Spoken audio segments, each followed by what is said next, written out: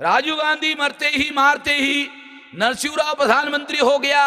नरसिंह राव को लगा अरे इस मंडल के भूत ने मेरी नेता इंदिरा को मारा, मेरा नेता राजीव गांधी को मारा, अब मेरा नंबर।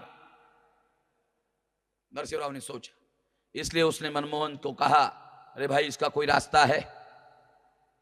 तो मनमोहन ने कहा रास्ता है। क्या रास्ता है? अरे आरक्षण खत्म करते हैं तो खतरा है, समर्थन करते तो खतरा है, मुझे तो साला कोई रास्ता ही नजर नहीं आ रहा है। मनमोहन ने कहा रास्ता है। क्या रास्ता है? रास्ता है आरक्षण गवर्नमेंट सेक्टर में है, आरक्षण पब्लिक अंडरटेकिंग सेक्टर में है। बहुत सारे लोगों को क्या लगता है, अरे तो नौकरी का मामला है, आरक्षण तो इंदिरा कैसे मर गई, राजू कैसे मर गया, इतना विरोध करने की क्या जरूरत है? अगर वास्तव में ये नौकरी का मामला होता तो इंदिरा को मरने की कोई जरूरत थी, राजू को मरने की कोई जरूरत थी? ये नौकरी का मामला नहीं है, प्रशासन में सत्ता हासिल करने का मामला था। जो लोग प्रशासन में पहले सत्ता हासिल करते हैं वो बाद में पॉलिटिकल पावर हासिल कर लेते हैं, दुनिया का इतिहास है। और इस वजह से ये साधारण मामला नहीं था, ये आरक्षण का मामला कोई साधारण मामला नहीं था। मनमोहन सिंह ने नरसिंह राव को कहा कि गवर्नमेंट सेक्टर में, पब्लिक अंडरटेकिंग सेक्टर में रिजर्वेशन है, गवर्नमेंट सेक्टर का प्राइवेटाइजेशन कर दो, पब्लिक अंडरटेकिंग सेक्टर का प्राइवेटाइजेशन कर दो। चर्चा प्राइवेटाइजेशन की होगी, खत्म आरक्षण होगा। ऐसे ही हुआ, चर्चा प्राइवेटाइजेशन की होती रही, खत्म आरक्षण होता रहा। हमारे लोगों ने सोचा अरे प्राइवेटाइजेशन हो रहा है, होता रहा, आरक्षण खत्म। 13 साल हो गए, रिक्रूटमेंट पर बैन है, आरक्षण संविधान में लिखा हुआ है, प्रैक्टिकल में 0 हो गया है। कितने पढ़े लिखे लोगों को मालूम है? पता ही नहीं।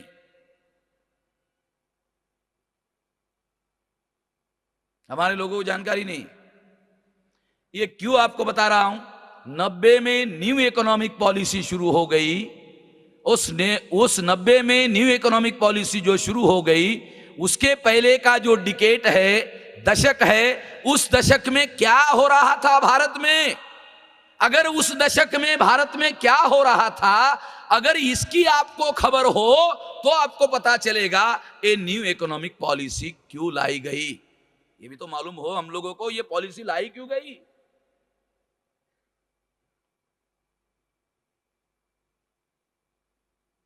केवल फॉरेन एक्सचेंज भारत सरकार के पास नहीं है, इसलिए ये न्यू इकोनॉमिक पॉलिसी लागू कर दी गई। तो केवल फॉरेन एक्सचेंज को ध्यान में रखते हुए पॉलिसी बनाकर यह मामला किया जा सकता था। इसके लिए सारे के सारे एंटायर गवर्नमेंट सेक्टर और पब्लिक अंडरटेकिंग सेक्टर को प्राइवेटाइज करने की क्या जरूरत थी? क्योंकि रिजर्वेशन गवर्नमेंट सेक्टर में है, पब्लिक अंडरटेकिंग सेक्टर में है, वहां 2 करोड़ नौकरियां है। 50% रिजर्वेशन में 1 करोड़ नौकरियां SC ST OBC को मिलने वाली थी। 1 करोड़ नौकरियां, अंदाजा लगाओ, 5 करोड़ लोगों का उधर निर्वाह। फिर ये 5 करोड़ लोग शांति से अगर भोजन करते तो उनके दिमाग में अलग अलग ख्याल आता कि अगर मैं अभी सेक्रेटरी हो गया, मुख्य सचिव हो गया, कैबिनेट सचिव हो गया, चीफ सेक्रेटरी हो गया, क्यों न मेरा समाज का ही आदमी मुख्यमंत्री बन जाए, मेरे समाज का ही आदमी देश का प्रधानमंत्री बन जाए। साला ऐसा हो तो कैसा रहेगा? खाली दिमाग में बहुत सी बातें आती रहती है। जब पेट भर जाता है तो बहुत सी चीजें दिमाग में आती रहती है। पेट भरने के बाद क्या दिमाग थोड़ी बंद हो जाता है? दिमाग तो पेट भरने के बाद में चालू हो जाता है। अब शांति है, अब सोचना चाहिए आगे कैसे बढ़ा जाए। 90 में न्यू इकोनॉमिक पॉलिसी शुरू होने के पहले ये सारा चला, बड़ी बड़ी घटनाएं हुई। और फिर 90 में जब ये इकोनॉमिक पॉलिसी शुरू हो गई, 90 में 92 में मंडल कमीशन पर जजमेंट दिया सुप्रीम कोर्ट ने। 90 में इकोनॉमिक पॉलिसी शुरू हुई, 92 में मंडल का निर्णय OBC के समर्थन में आया। आरक्षण समर्थन करने का कार्यक्रम 90 में शुरू हुआ, आरक्षण लागू करने का डिसीजन 92 में 2 साल बाद आया। पहले आरक्षण खत्म करने का कार्यक्रम शुरू किया, बाद में आरक्षण लागू करने का निर्णय आया, उसमें क्रीमी लेयर भी लगाया। सरकार को लागू करने की जरूरत ही नहीं पड़ी। क्यों? क्योंकि लिबरलाइजेशन, प्राइवेटाइजेशन, ग्लोबलाइजेशन के तहत रिक्रूटमेंट पर सरकार ने बैन लगा दिया। जब अटल बिहारी प्रधानमंत्री बने तो उन्होंने दिल्ली में मुख्यमंत्रियों का सम्मेलन बुलाया। सेंट्रल गवर्नमेंट ने तो लागू कर ही दिया, स्टेट गवर्नमेंट के मुख्यमंत्रियों का सम्मेलन बुलाया, रेजोल्यूशन पास किया। क्या रेजोल्यूशन पास किया? रेजोल्यूशन पास किया राज्य सरकार अपने कर्मचारियों का 10% कटौती करने का काम करे। जो नौकरियां है उसमें 10% कटौती का निर्णय पास हो गया। नई रिक्रूटमेंट होने का सवाल ही नहीं है। जो रिक्रूटमेंट है उसमें से 10% कम करने का कार्यक्रम किया जा रहा है, तो नया रिक्रूटमेंट होने का सवाल ही नहीं है। नया रिक्रूटमेंट होगा नहीं तो SC ST OBC के लोगों को रिप्रेजेंटेशन, रिजर्वेशन मिलने का सवाल ही नहीं है। सेंट्रल गवर्नमेंट में खत्म हो गया, स्टेट गवर्नमेंट में खत्म हो गया, लोकल सेल्फ गवर्नमेंट में खत्म हो गया, ऑटोनॉमस बॉडी में खत्म हो गया, हर जगह खत्म हो गया। अब तो कॉन्ट्रैक्ट लेबर सिस्टम आ गया। अभी टीचर भी भर्ती हो रही है, उसमें भी शिक्षा कर्मी आ रहा है। 2,500 रुपए में 3 साल काम करो, कोई मेडिकल फैसिलिटी नहीं है, कोई छुट्टी नहीं है, कोई ग्रेजुएटी नहीं है, कोई फंड नहीं है। 3 साल के बाद दोबारा नौकरी मिलेगी इसकी कोई गारंटी नहीं है। आपको रिक्रूटमेंट के लिए 3 साल के लिए रखा गया, उसका रिक्रूटमेंट करने वाला लेटर सरपंच देगा, सरकार नहीं देगा।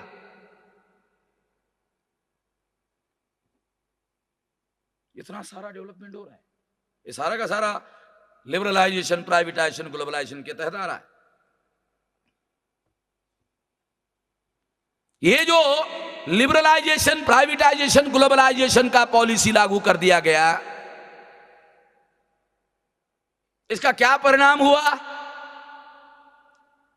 सबसे पहला परिणाम, रिजर्वेशन समाप्त हो गया, प्रैक्टिकली खत्म हो गया। संविधान में लिखा हुआ है, प्रैक्टिकली खत्म हो गया। रिजर्वेशन खत्म होने से एजुकेशन की प्रेरणा खत्म हो गई। एजुकेशन की प्रेरणा खत्म होने से एजुकेशन खत्म हो रहा है। गांव के लोग ऐसा कह रहे हैं कि नौकरी मिलने वाली ही नहीं है तो पढ़ने की क्या जरूरत है, निकालो निकालो, खार मुरे बेचो, काम धंधा करो। गांधीधाम के एक डिस्ट्रिक्ट मैजिस्ट्रेट ने, डिस्ट्रिक्ट जज ने, जो ओबीसी का था, नाई बिरादरी का था, उसका लड़का मैट्रिक फर्स्ट क्लास पास हो गया। पास होते ही उसने बाल काटने का दुकान खोल दिया। नाई बिरादरी के लोग, संगठन वाले उसके पास गए, अरे आपके जैसे डिस्ट्रिक्ट जज और आपने अपने बेटे को बाल काटने का धंधा शुरू कर दिया, तो उसने क्या करना चाहिए? अरे इसको आगे पढ़ाना चाहिए। तो उसने कहा चलो पढ़ाते हैं। कहां तक पढ़ाना चाहिए? तो ग्रेजुएट तक पढ़ाना चाहिए। चलो ग्रेजुएट पर तो पढ़ाते हैं। ग्रेजुएट पढ़ने के बाद नौकरी की गारंटी है? तो वो जो संगठन चलाने वाले लोग थे उन्होंने कहा भाई नौकरी की तो कोई गारंटी नहीं। इसलिए उस जज ने उनको कहा, इसलिए मैंने अपने लड़के को 4 साल पढ़ाकर ग्रेजुएट बनाने के बजाय मैंने अपने लड़के को बाल काटने का दुकान खोल दिया। उसको दुकान बाल काटना नहीं आता है, मगर 4 साल में ग्रेजुएट होने के बजाय 4 साल में वो बाल काटने में ग्रेजुएट हो जाएगा और अपना पेट पालने में उसको रोजी रोटी मिल जाएगी। अभी मेरी चिंता खत्म हो गई है, मेरे मरने के बाद मेरे बेटे का क्या होगा, अभी मुझे चिंता नहीं।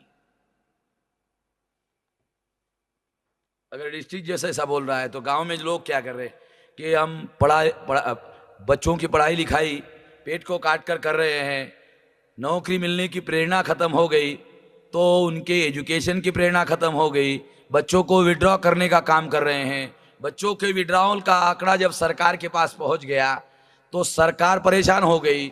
सरकार ने बच्चों को जो घर से, जो स्कूल से विड्रॉ कर दिया गया था, सरकार ने उन घर में वापस लेके गए बच्चों को स्कूल में लाने के लिए मध्याह्न भोजन का कार्यक्रम शुरू कर दिया। ये सारा लिंक है।